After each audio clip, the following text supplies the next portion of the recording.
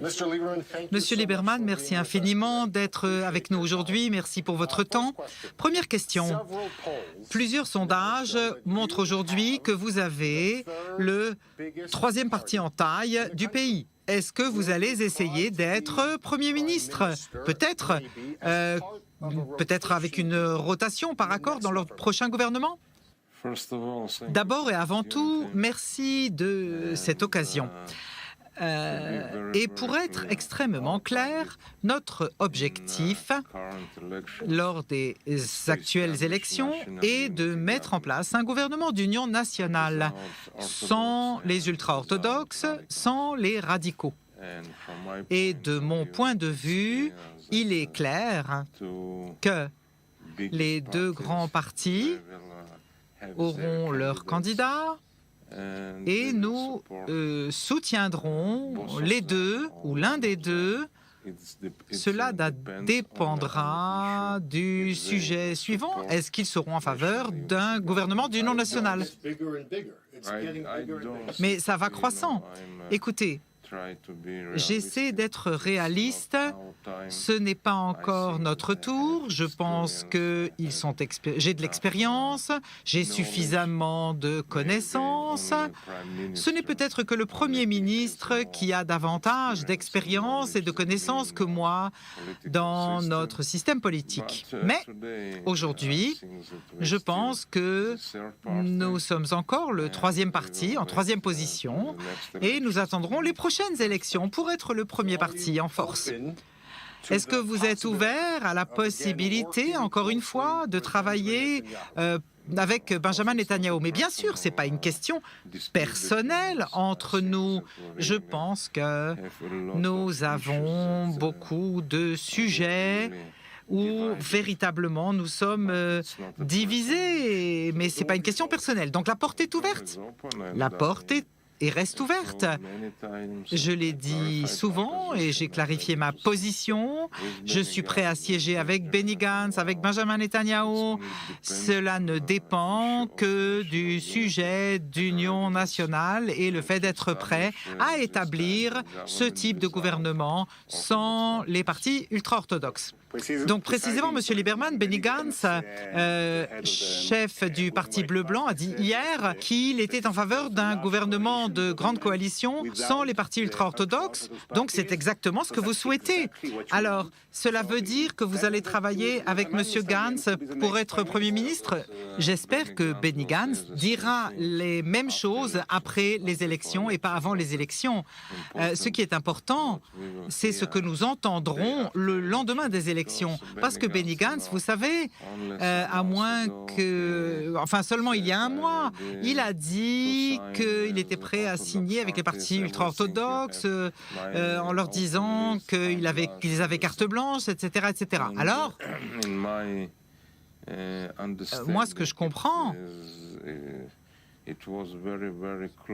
c'est qu'il y avait une coordination très étroite entre les partis ultra-orthodoxes et Benny Gantz. Tous deux aspirent à affaiblir Israël Beitenu et qu'il n'ait pas un grand nombre de sièges à la Knesset. Monsieur Lieberman, vous avez signé un accord avec le Parti bleu-blanc du centre pour vous répartir les votes supplémentaires. Vous n'êtes plus un parti de droite, c'est ça que ça veut dire? Mais non, c'est un accord technique. Dans le passé, j'ai signé avec Amir Peretz ce type d'accord et j'ai ainsi gagné un siège à la Knesset. Et j'ai perdu aussi un siège à la Knesset après avoir signé avec le Likoud. Lors des dernières élections, j'ai signé avec qui c'était la Nouvelle Droite et maintenant aussi Netanyahou. J'étais prêt à signer avec le Likoud, mais ils ont préféré signer avec la droite, Yemina, et donc ce sont des accords techniques. Ça n'est pas idéologique. Non, ça n'a aucun lien à quelque idéologie que ce soit. Ce n'est exclusivement que technique. Vous avez dit précédemment que vous espérez que Benny Gantz dirait les mêmes choses au lendemain des élections, comme il le dit à la veille, en ce qui concerne le fait qu'il ne travaillerait pas avec les partis ultra-orthodoxes. Est-ce que vous pensez? Est-ce que vous croyez que Benny Gantz n'est pas un homme de parole, qu'il ne dit pas la vérité? Non. Je ne dis que ce que je vois chaque jour sur les écrans de télévision. Un jour, il dit carte blanche, l'autre jour, il dit qu'on est prêt, nous savons, après les élections, nous allons discuter avec les religieux de tous les sujets. Et je vois tous les membres de son parti, d'Ofer Shelah et de Meir Cohen, Michael Bitton, Bougie Ayalon, tous, ne serait-ce que la semaine dernière, ont clarifié à plusieurs reprises qu'ils ont de bonnes relations avec les religieux et bien sûr, les religieux seraient des partenaires. Je crois qu'aujourd'hui, ils ont un problème. D'abord, avec les sondages, si j'ai bien compris, c'est une raison mineure et puis ils ont un problème de crédibilité avec tellement de gens qui disent tant de choses tellement différentes. C'est très étrange. Vous savez, changer 2 semaines avant les élections, c'est quelque chose de très étrange, mais encore une fois, ils ont adopté notre ordre du jour, notre approche, c'est très bien. Ce n'est que la preuve que nous avons les bonnes politiques, les bonnes positions. Il y a quelques jours, Ayman Aouda a dit pour la première fois qu'il était prêt à faire partie d'une coalition, peut-être avec les partis sionistes. La majorité des électeurs de la liste arabe unie le souhaitent. Les sondages montrent que les électeurs arabes le souhaitent. Quelles sont vos conditions, peut-être, pour travailler avec un parti arabe? Est-ce que vous avez des conditions, d'abord? Et deuxièmement, est-ce que vous y penseriez? Encore une fois, pour être extrêmement clair, de mon point de vue, Ayman Aouda a sa place à Ramallah, au Parlement de Ramallah, et non pas dans la Knesset d'Israël. En voilà un qui vraiment a soutenu le Hezbollah contre l'opinion de la Ligue arabe lorsqu'ils ont mis le Hezbollah sur la liste des organisations terroristes. En voilà un qui a soutenu Arafat. Et bien sûr, il était contre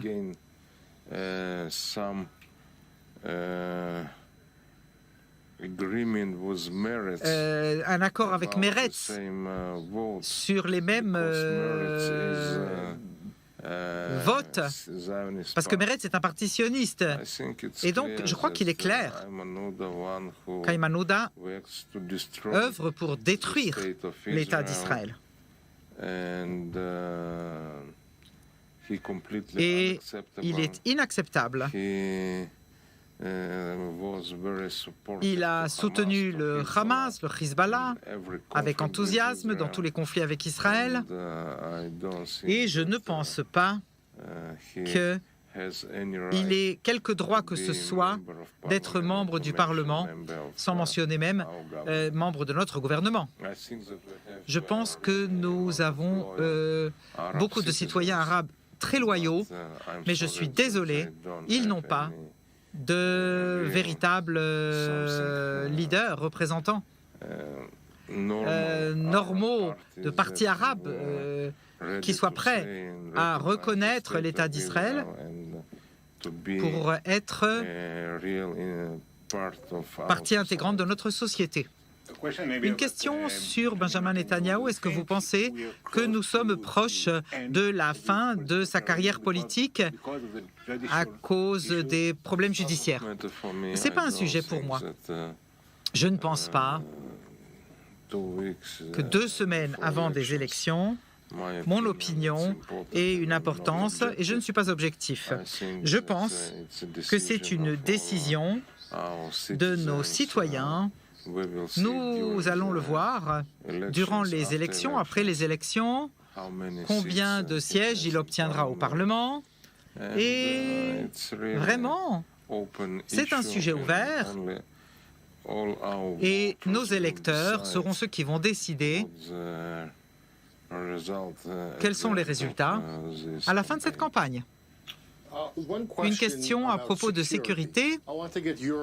Quelle est votre réaction aux actions que nous avons vues mener du côté israélien face au Hezbollah et son escalade de la violence cette semaine? Qu'est-ce que vous pensez du retrait de l'armée israélienne, de se retirer de la frontière et la menace du Hezbollah? Vous avez été ministre de la Défense, quelle est votre opinion? Je pense que les performances de l'armée israélienne sont excellentes, véritablement, du point de vue militaire. Je pense qu'ils ont pris les bonnes décisions. Je pense que les leaders politiques ont fait trop de bruit et il est bien préférable de rester silencieux. Et vous savez, ce sentiment, la raison véritable pour tant de mots, d'interviews, de paroles, c'est la campagne électorale. Et ceci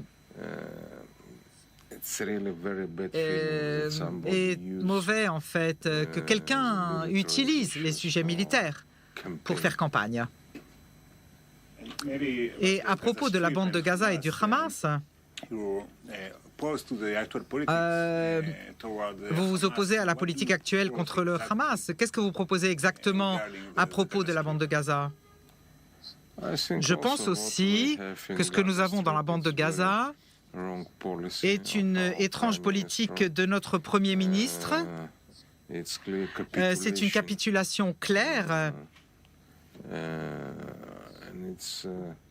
et cela va à l'encontre de tous nos points de vue traditionnels du combat contre le terrorisme, comment réagir au terrorisme et la capitulation.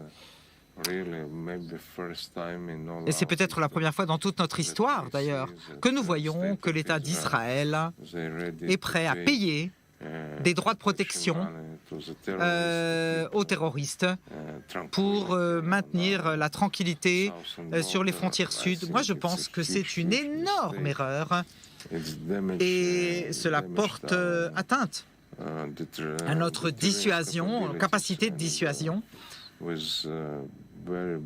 Et cela a des conséquences graves sur le long terme. Monsieur Lieberman, merci infiniment pour votre temps. Merci beaucoup.